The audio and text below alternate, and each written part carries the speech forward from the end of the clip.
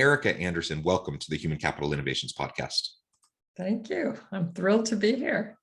It is a pleasure to be with you today. You're joining us from upstate New York. I'm south of Salt Lake City in Utah.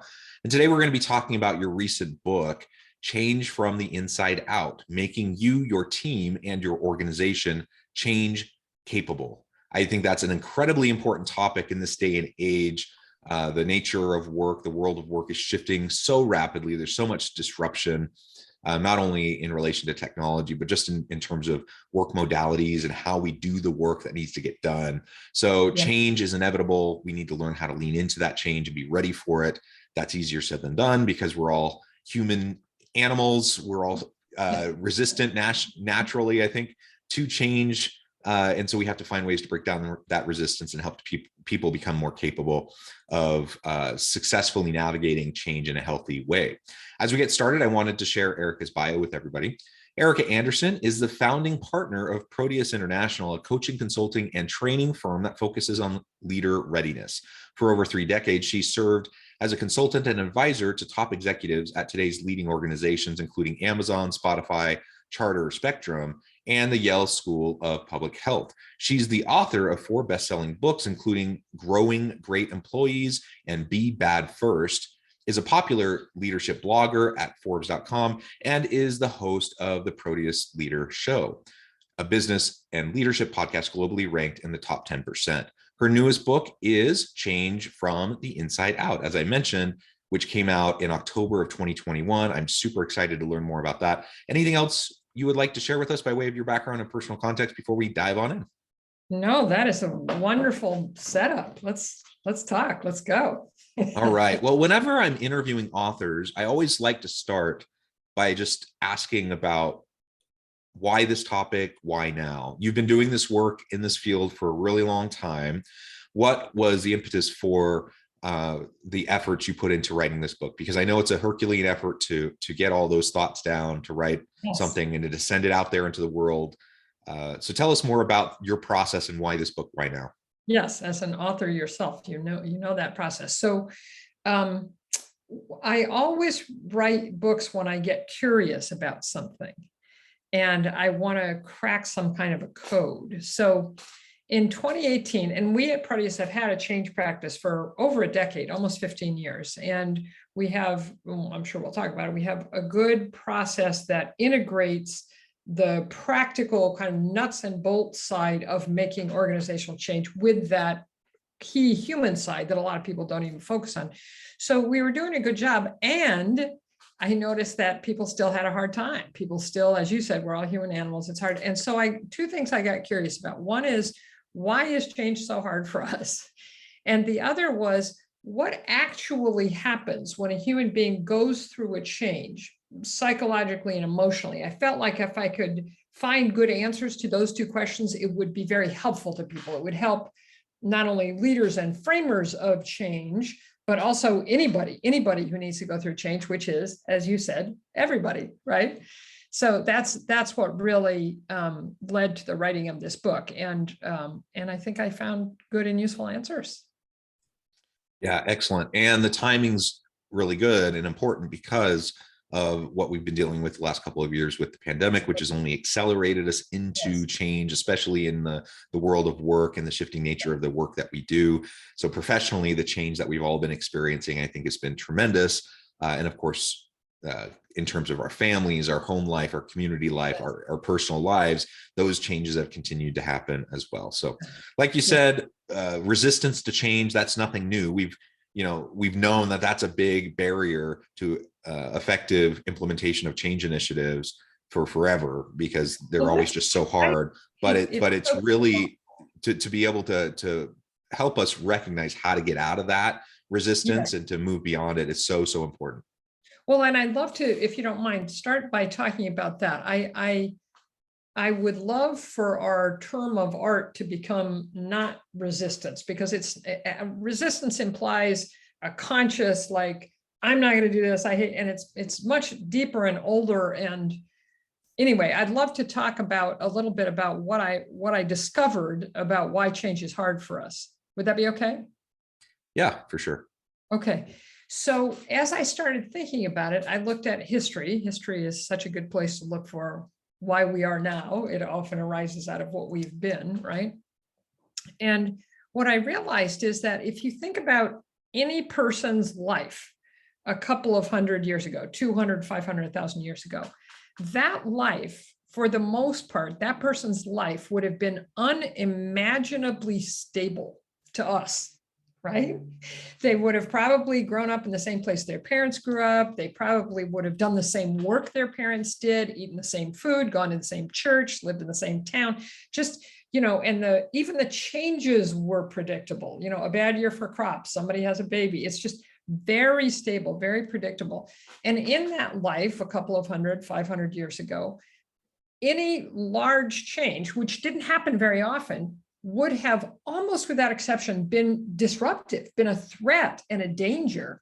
And the smart money would have been on getting back to that previous known state as quickly as possible, right? After the flood, after the famine, after the war, let's go back to the way it was before. That really worked for us. And so think about it. That's how we've been wired for thousands of years, that when change comes, it's dangerous. And what we need to do is that homeostatic urge, get back to the previous known state as soon as possible. And that worked. And then the middle of the 19th, end of the 19th, beginning of the 20th century, middle of the 20th century. And now, as you pointed out with the pandemic, it's a geometric curve. Now more change happens to any one of us in a day than probably happened in our great-great-grandparents' lives. And so we need to rewire ourselves. It's not that we're resistant to it, it's that we're badly wired for living in the 21st century, right? Yeah. So the evolutionary psychology component, which is what I hear you talking about, we're wired, our brains are wired, our neural pathways are set up in such a way to serve a different age, a different time, a different, completely different lifestyle, right? And so, so we just need to be able to recognize that and to acknowledge that. So when we move into the fight or flight response to some sort of change initiative, we can recognize where that is coming from, and then we can choose something different. We can choose to not engage in the fight or flight, but to actually lean into it and to actually be productive in the type of and guiding the type of change that we need to see. That is a great way to summarize and frame it, John. And what I then discovered, that my second piece of curiosity of like what actually happens when we go through change, I felt like the clearer I could get and share with people what actually happens when we do go through change, that would make it easier for people to choose differently, right? If they knew what the process was. So what we discovered, and we, as you know, we came to call this the change arc, is that, so when a change comes at us, which is the hard, like when we choose change ourselves, it's less difficult. It's when it comes at us that it's hard primarily, which it does in organizations. I mean, unless you're the person who's deciding to make the transformation, it comes at you, right? So when change comes at us, it turns out, and we call this first part of the change arc proposed change, it turns out that people want to know, almost without exception, three things. It's very predictable. We want to know, what does this mean for me? Literally, what does this change mean for me? What am I going to have to change? What is this change? Second, we want to know, why is it happening? Because we have this strong preference for the status quo, most of us, it's like, give me a really good reason, or I'm not even going to listen to this conversation. So why is it happening? And then the third thing we want to know is, what will it look like when it's done? I mean, as you know, as a psychologist, people have a really deep fear of the unknown. So if you tell people they're going to have to change and you don't tell them what it's going to look like, it's like, just walk over into that dark alley in the middle of the night. It'll all turn out okay. So people want to know what the future is likely. They don't even need certainty. They just tell me what the future is likely to look like after this change. So people start to ask those questions, and we call that change resistance, but it's just this normal human, there's some things I want to know here before I sign up. Now, unfortunately, to your earlier point, we ask those questions most of the time with a kind of negative confirmation bias. We ask those questions with an initial mindset, an initial assumption that the change is going to be difficult, costly, and weird. And difficult means I don't know how to do it, and other people are going to get in the way of me doing it. Costly means it's going to take from me things I value. And people are willing to talk about time and money, but more deeply, they worry that it's going to take from them identity and freedom and agency and reputation and relationships, those big things, right? And then weird just means, ooh, this is not, that's not how we do things around here. So even as we're asking those initial questions of what and why and what does it look like, we're already thinking in these negative ways of, oh, but it's going to be really hard and it's going to take away important things and it's just going to be strange. So then what we noticed, and this is where I had my kind of Eureka moment, is that when someone actually does make a change, it's rarely because external circumstances have changed much. It's almost always because their mindset changes. And they start to think to themselves that, oh, maybe this change could be easy, or at least doable versus difficult, could be more rewarding than costly, and could be normal, could become normal. This could become the new normal. And normal. And in fact, when we're having that mindset shift, we move into more of a growth and abundance types of mindsets. And we look for like how this will actually improve things tremendously. How can this improve my work life? How can this say there's some new disruptive technology that's being integrated into the company? How can this, I mean, it's painful. You got to learn the systems. Everyone hates learning new systems. Everyone hates, going through that process. But at the end of the day, 6 months from now, does that mean your job's going to be easier? That you can spend more time doing the strategic and creative stuff rather than the menial, repetitive stuff? And if so, that is improvement on your life, your quality and satisfaction. And that's a positive. But on the flip side of that, if you haven't gone through that abundance mindset shift or that growth mindset shift, when I start to look at, you say a new technology being implemented, and I'm like, well, goodness, now they're just going to take away my job because it's going to be automated, and I'm going to lose out. And so it's a completely different way of looking at the exact same information, which is so important. Yeah, that you're exactly right. That, again, a great way to summarize it. And it's funny because, you can tell how people are thinking by what comes out of their mouths. And when people involved in a change are helped to begin to shift and move and see the possibilities of it, you can tell immediately by how they talk. They do exactly what you just said. They go, well, yeah, this is going to take some time and it's going to might be kind of a pain to learn it. And if I do it, I can see how it will X, serve the customers better, save me some time, mean I have to do less busy work. They start to talk about how it could be easy, rewarding, and normal. And then that when a critical mass of people are talking about it, the change in that way, then they're going to be willing and able to do the new behaviors that the change requires, and the change can actually occur, right? Yeah. So you've laid out some of those types of things that need to happen, particularly internally for change to be adopted. But there are also all the organizational things that happen and should be happening.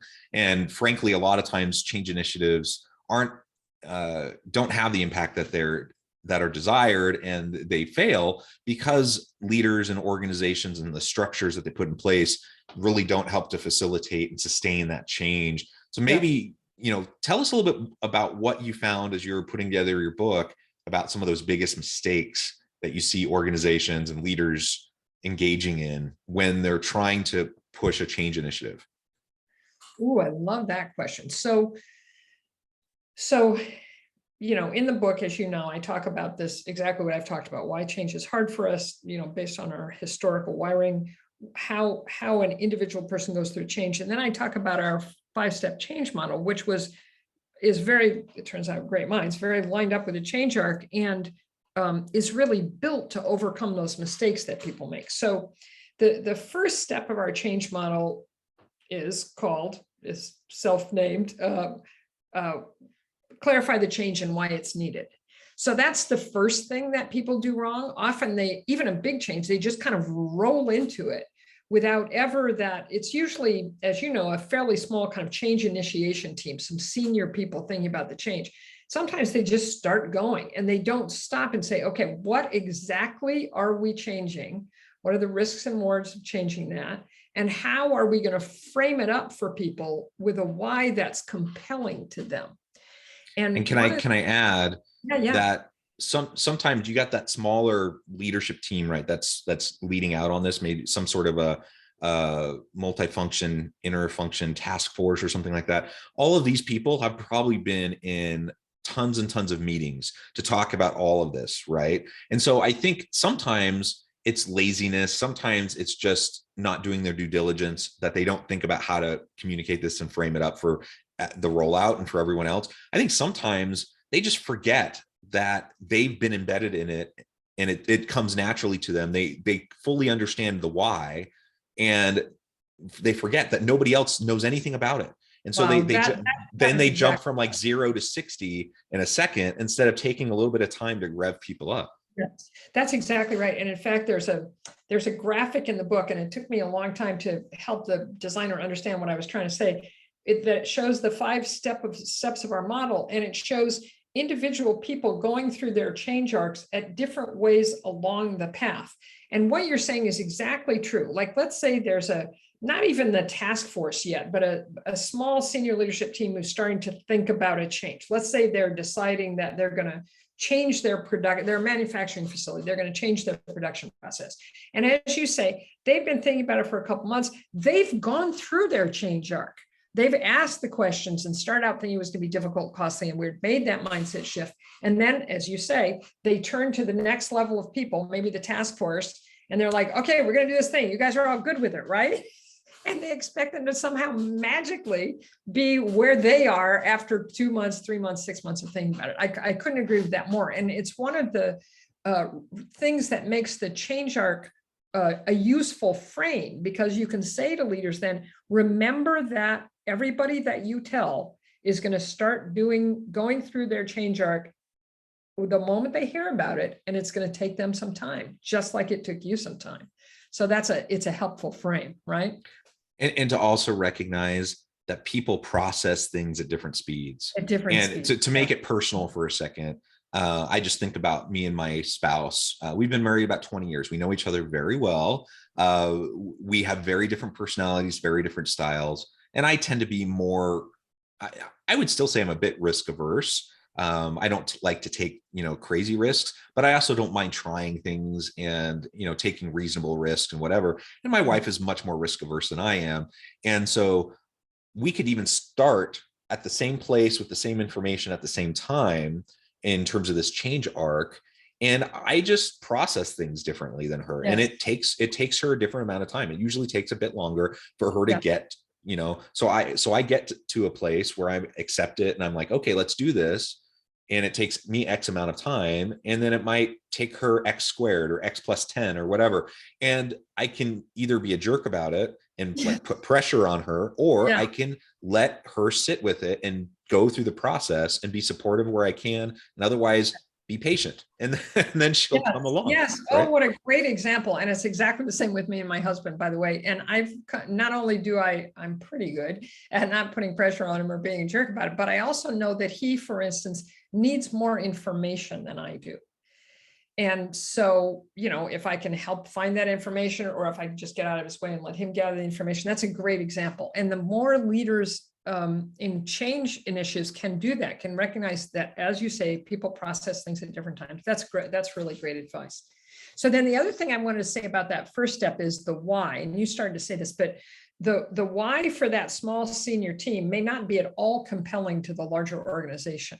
Right? Like, for instance, if they're going to make a change that makes the organization more profitable, all right, that's going to be compelling for people who have equity or whose, compensation is tied to profitability. But for that man or woman who's on the production line and is going to make $18 an hour no matter what, profitability is not a big deal. But again, as you say, having less busy work, doing your work more efficiently, serving the client better, those all might be very compelling whys.